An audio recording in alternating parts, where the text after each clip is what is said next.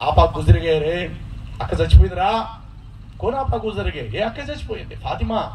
అక్కయ్య పేరు రెండో అక్కయ్య అన్నమాట పైనుండి నాకు 4 అక్కయ్యలు రెండో అక్కయ్య సరే గబగబా వెళ్ళి చూసేసరికి నిద్దట్లోనే హై బీపీ సంథింగ్ ఏమైందో కానీ ఈ చెవులంట బ్లడ్ అలా తలగడ మీద అలా కారింది నిద్దట్లో చచ్చిపోయింది ఆ రోజు ప్రభు బల్లారించే రోజు 3 చోట్ల మందిరాల్లో ప్రజలు దేవుని వాక్యం కొరకు ఎదురు చూస్తున్నారు ఆలోచించాను ఏం చేయాలి సమాధి కార్యక్రమం చేయాలా నో దేవుని పని ఆపడానికి లేదు అని చెప్పి నా తల్లిని ఆమె భర్తను మిగతా అక్కయ్యల్ని ఒకే మాట చెప్పా శవం దగ్గర ఎవరు కూర్చోవద్దు శవం దగ్గర ఎవరు ఏడద్దు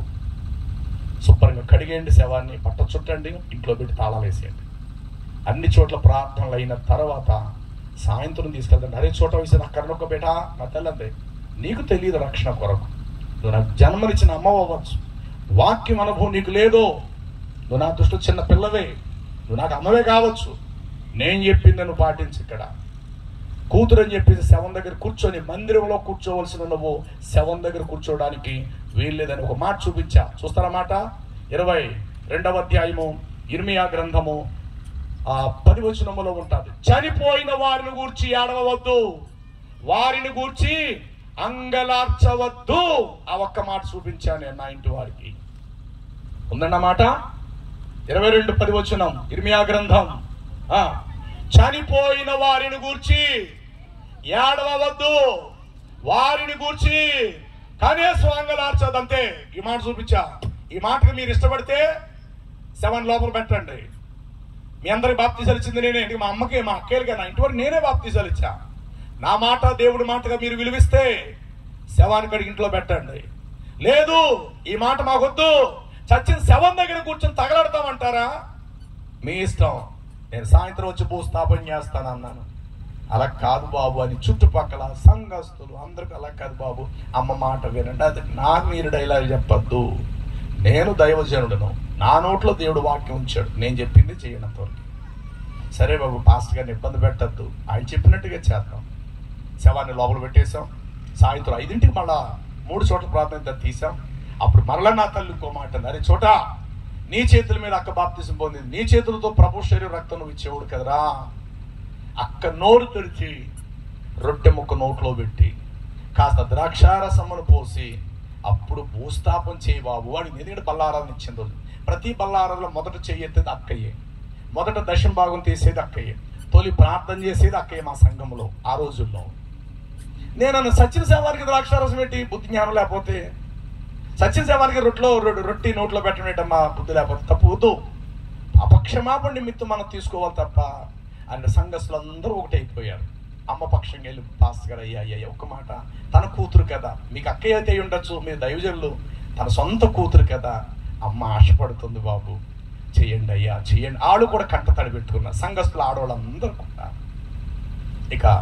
రొట్టె ముక్క మిగిలి ఉన్న దాన్ని కాస్త తీసుకెళ్ళి నాకు ఏడుపు వచ్చింది దుఃఖపడ్డాను ఇది నా చేతుల మీద బాప్తీసం పొందింది అక్కయ్య నన్ను చిన్నప్పుడు ఎత్తుకున్నది ముద్దులాడింది నా చేతుల మీద బాప్తీసం పొందింది అందరికంటే ముందు నా చేయించి నెత్తిమెత్తి చేసి మరీ ప్రార్థన చేయించుకుని వెళ్ళేది నాకు అన్ని జ్ఞాపకం వస్తున్నాయి కళ్ళం నీళ్ళు వస్తున్నాయి కంటి తుడుచుకున్నాను ఆ రొట్టె పెట్టా ద్రాక్షారసం పోసా అడ్డంగా ఒక క్లాత్ నోరు విడవకుండా ఇలా కట్టేసి సాయంత్రం 7:30 ఎంతో అయింది అప్పుడు భూస్థాపన చేయటం జరిగింది ఈనాడు కొన్ని సంఘాలు ఎలా ఉన్నాయంటే కొంపలు ఎవడో చచ్చిపోతాడు అది కొడుకే కావచ్చు భర్తే కావచ్చు ఎవరైనా చచ్చిపోయిన తర్వాత సంవత్సరం వరకు కొందరు మందిరం ముఖం చూడరు సేవకుడు ఇంటికి ఇచ్చి బతిమలాడాలి అమ్మ రెండమ్మ అంటే ఏమొస్తావండి పాస్టర్ గారు బాబే గుర్తుకొస్తున్నాడు అంటే మరి భూమి మీద పంది కన్నాడు కనీసం కదా మరి నువ్వు ఎవరు అందరు గొడ్డు రండులు మరి నువ్వే బిడ్డలు కనీసం నీకు ఒక్కడికే పిల్లలు ఉన్నారు ఇక భూమి మీద ప్రపంచంలో ఎవరికి పిల్లలు లేరు చాలా మంది ఇలా డైలాగ్ చెప్తారు బాబు గుర్తుకొస్తున్నాడయ్యా మందిరానికి రావాలని ఆశ ఉంది కానీ పిల్లోడే గుర్తొచ్చేస్తున్నాడు బాబా ఎంతకాలం ఆగిపోతావు ఇలాగా ఏదో ఒక వారం ఆగిపోయావు 2 వారాలు ఆగిపోయావు 1 నెల ఆగిపోయావు సంవత్సరం అంతా అయిపోవటమే ఇంకా విచిత్రమైన విడ్డూరం అయ్యా బాబు చనిపోయిన తర్వాత ఆయన మనస్ఫూర్తిగా మారిపోయింది నువ్వు చర్చికి వెళ్ళకే నేను చర్చికి వెళ్ళను అని అన్నాడండి మా వారు ఇక మందిరానికి కూడా మేము రావండి అయ్య గారు నువ్వు మందిరానికి వచ్చి బంగారు గుడ్డెట్టాలంటే ఏమన్నా ఏమా నువ్వు వచ్చి బంగారు గుడ్డెట్టాలి నువ్వేమన్నా ఎవరి కోసం రావాలండి మందిరానికి నీళ్లు మన కోసం నీళ్ళ చెప్పాలి నీళ్ళు ఎప్పుడు మన దగ్గర రావద్దు. మనమే వెళ్ళి బావి దగ్గరకు నది దగ్గరికి వెళ్ళి నీళ్లు